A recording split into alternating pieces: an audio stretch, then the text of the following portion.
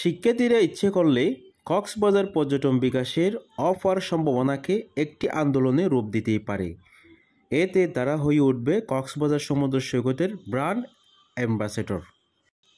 বৃহস্পতিবার দুপুরে কক্সবাজার সদর উপজেলা ঈদগাহ আদর্শ উচ্চ বিদ্যালয়ে আয়োজিত কক্সবাজার পর্যটন বিকাশে শিক্ষার্থীদের ভূমিকা শীর্ষক শিক্ষা সেমিনারে প্রধান অতিথি বাংলাদেশ ট্যুরিজম বোর্ডের প্রধান নির্বাহী কর্মকর্তা ও সরকারের অতিরিক্ত সচিব আবু তাহের মোহাম্মদ জাবের এই কথাই বলেন।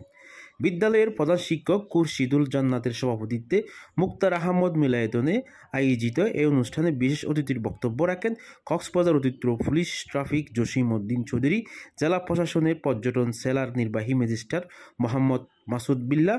প্রধান বক্তা হিসাবে মূল প্রবন্ধ উপস্থাপন করেন কবি ও কথা সাহিত্যিক মুস্তাফা আহমদ মুর্শেদ। তিনি তার প্রবন্ধে বলেন, কক্সবাজার সমুদ্র সৈকত বাংলাদেশের গৌরব এবং সম্পদ, এটি বিশ্বের ঐতিহ্যও বটে। তিনি বলেন, বাংলাদেশ পর্যটন শিল্পে উন্নয়নের সম্ভাবনা অপরিসীম।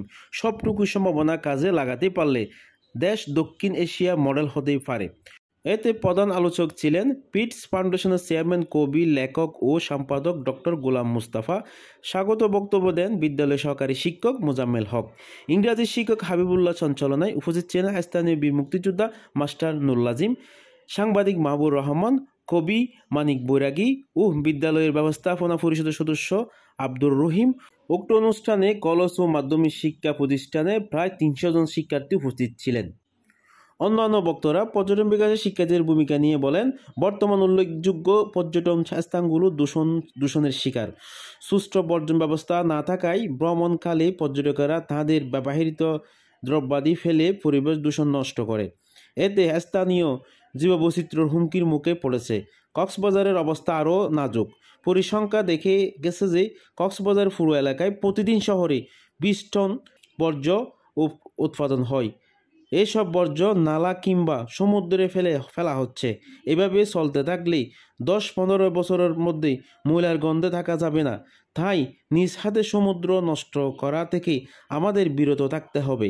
সেক্ষেত্রে শিক্ষার্থীরা ব্যাপক ভূমিকা রাখতেই পারবে।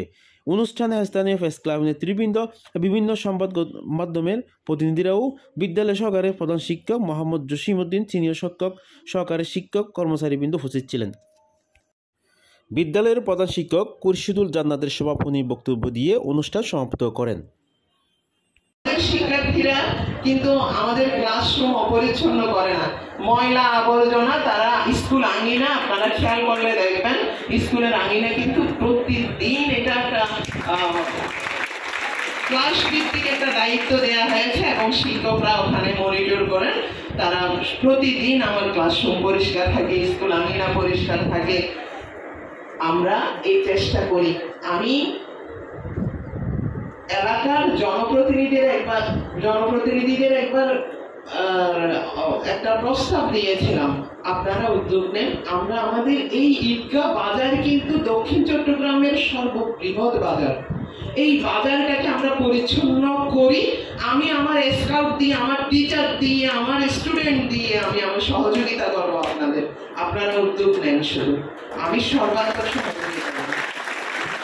কিন্তু অত্যন্ত দুঃখের বিষয়, আমরা এখনো সেই কাজটা করতে পারিনি। আমি আশা করব এখানে আমাদের এলাকার সম্মানিত মুক্তিযোদ্ধা, যিনি এলাকার জন্য অনেক কাজ করেছেন, ওনার নাম বললেই সবাই চিনে, তো উনি হয়তো উদ্যোগ নিলে আগামীতে আমরা আমাদের কক্সবাজারকে পরিচ্ছন্ন রাখবো, প্লাস আমরা আগে আমাদের ঈদগাহকে পরিচ্ছন্ন করি। আমরা সেই উদ্যোগটা গ্রহণ করি। আমরা আমাদের পরিবার থেকে শুরু করি, আমরা ছড়িয়ে যাবো ইনশাল্লাহ। আমাদের এই শিক্ষার্থীরা অনেক কথা শুনেছে, অনেক ধন্য হয়েছে, হৃদ্য হয়েছে এবং আমরাও আপনাদের উপস্থিতি এখানে আসলে আমরা কক্সবাজারের সদর উপজেলায় এখনো ঈদগাহ নতুন উপজেলা হয়েছে, এখনো সদর উপজেলার আন্ডারে, কিন্তু এখনো ঈদগাহ উপজেলার কাজ শুরু হয়নি। তো সেই হিসেবে ঈদগাহটা কিন্তু সদর উপজেলা থেকে শহর থেকে অনেক একটু দূরে। সেই জন্য এখানে কোনো বড় মাপের কর্মকর্তাদের আমরা এখানে পাই না। সেজন্য আমি আন্তরিকভাবে কৃতজ্ঞতা প্রকাশ করছি আমাদের শিক্ষার্থীদেরকে অনুপ্রেরণা দেওয়ার জন্য এখানে আপনারা উপস্থিত হয়েছেন। সেই জন্য আমি আবারও আজকে এই মার্চ মাসে এই ধরনের একটা উদ্যোগ গ্রহণ করতে পেরেছি। গত 7 তারিখে আমরা 7ই মার্চের বঙ্গবন্ধুর 7ই মার্চের ভাষণের উপর এখানে অনুষ্ঠান করেছি। গতকালকে ছিল 8 তারিখে নারী দিবস। এই নারী দিবসের আমরা আজকে এই ধরনের একটা অনুষ্ঠান করতে পেরেছি। এখানে নারীরা এগিয়ে যাবে, আমরা সবাই মানুষ হিসেবে এগিয়ে যাব। কে কি বলছে সেটা শুনবো না, আমি কি করছি সেটা হচ্ছে আসল কথা। আমি আমার দায়িত্ব পালন করব, দেশের জন্য আজ আর প্রাণ দিতে হবে না।